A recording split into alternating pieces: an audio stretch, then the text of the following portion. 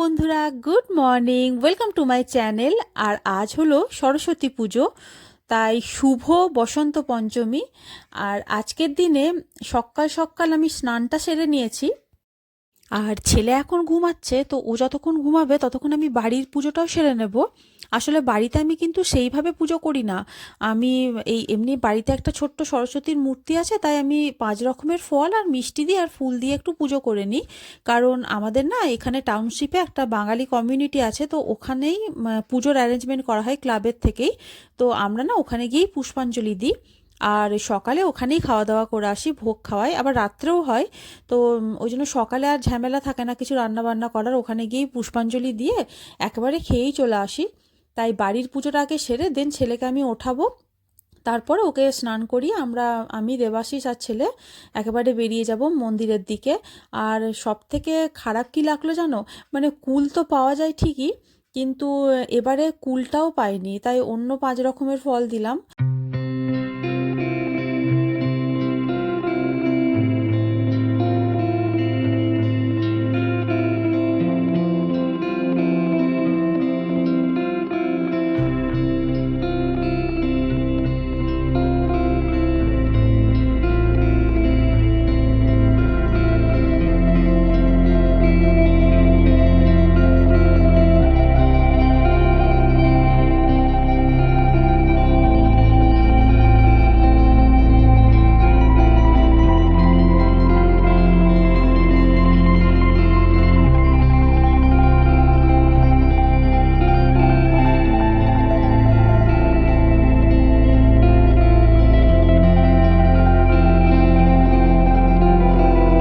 তো আমরা একদম রেডি হয়ে গেছি, আর ছেলে আর দেবাশিস নিচে গেল। আর এবার আমিও চলে যাব। ক্লাবে পুজো হচ্ছে, তো তো এখানে মোটামুটি তাড়াতাড়ি করে ভেবেছিলাম ছেলেটাকে খাইয়ে দিয়ে যাব, কিন্তু না, দেখলাম পুজো শুরু হয়ে গেছে। আর পুষ্পাঞ্জলি যদি দিতে না পারি তাহলে সকাল থেকে উপোস করেছিলাম। তো চলো যাওয়া যাক। আর যতটা সম্ভব আমি তোমাদের সাথে শেয়ার করার চেষ্টা করব যে আমাদের এখানে টাউনশিপে কেমনভাবে পুজো হয়। আসলে খুব ছোট করেই হয়, মানে বাঙালি কমিউনিটিও তো অনেক কম আছে, তো খুব ছোট করেই পুজোটা হয়, কিন্তু খুব ভালো লাগে। তো চলো তোমাদেরকে আমি যতটা সম্ভব শেয়ার করার চেষ্টা করব।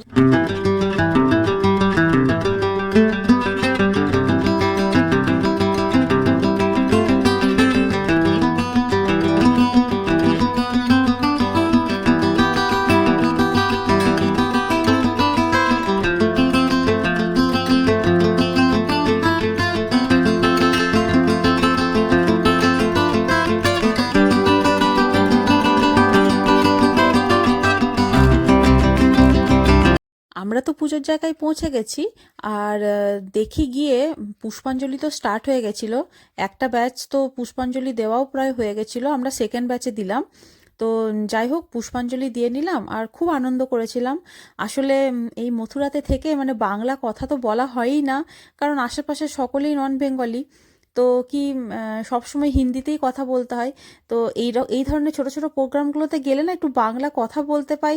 সত্যি বলছি, এই বাড়ির থেকে এত দূরে থেকে এই প্রোগ্রামগুলোতে গেলে যে কি ভালো লাগে কি বলবো।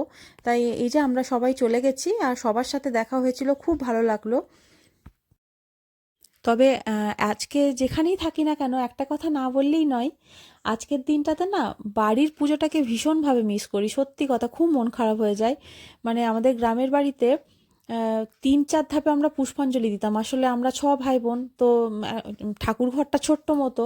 তো কোনো রকমের শুধু ভাই বোনরা মিলে একবার পুষ্পাঞ্জলি দিতাম, তারপরে বাবারা দিত, তারপরে মারা দিত।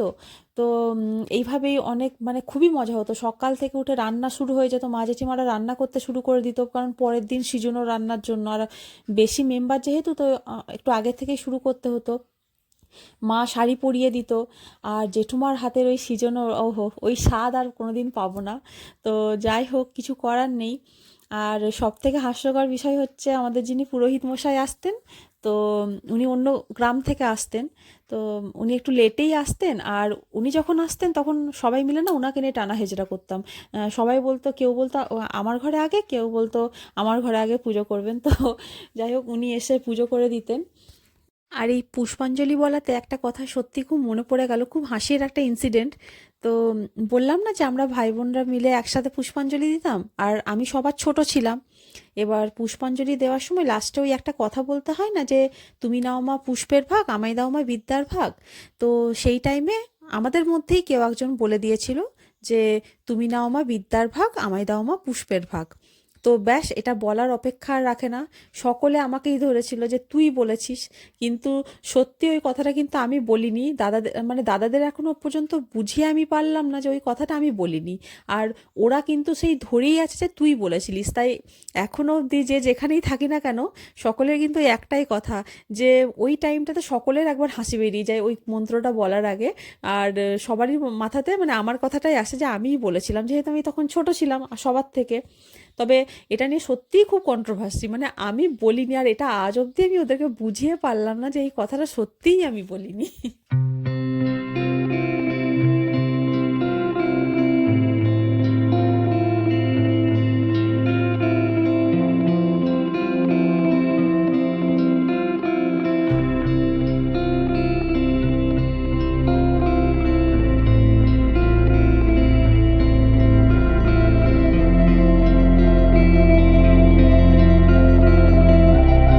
আর সকলের পুষ্পাঞ্জলি দেওয়া হয়ে গেছে।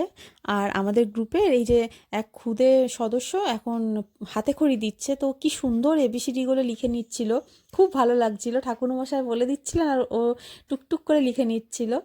আর আমার ছেলেকে তো এখন হাতে খড়ি দেওয়া যাবে না, মানে ওর তো এখনও জটা হয়নি, তাই ও এখন হাতে খড়ি দিতে পারবে না। আমার শ্বশুরবাড়ির এটা নিয়ম, যতক্ষণ পর্যন্ত না চুলগুলো যাবে ততক্ষণ পর্যন্ত ও হাতে খড়ি দিতে পারবে না। তো ওর চুলগুলো 25-এ যাবে, 25-এর এই টাইম করেই যাবে।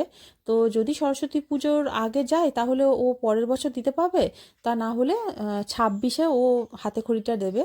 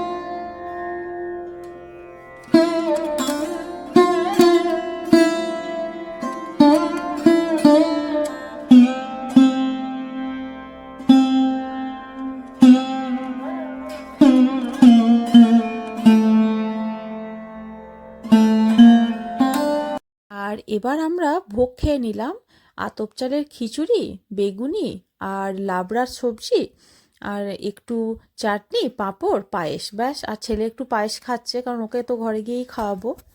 তো ব্যাস, এবার আমরা বাড়ির পথে রওনা দিচ্ছি। আর আজকের ভিডিওটা যদি তোমাদের ভালো লেগেছে তাহলে প্লিজ আমার চ্যানেলটাকে একটা সাবস্ক্রাইব করে দিও আর লাইক করে দিও আর শেয়ার করো। আবার দেখা হচ্ছে নেক্সট ভিডিওতে, ততক্ষণের জন্য বাই।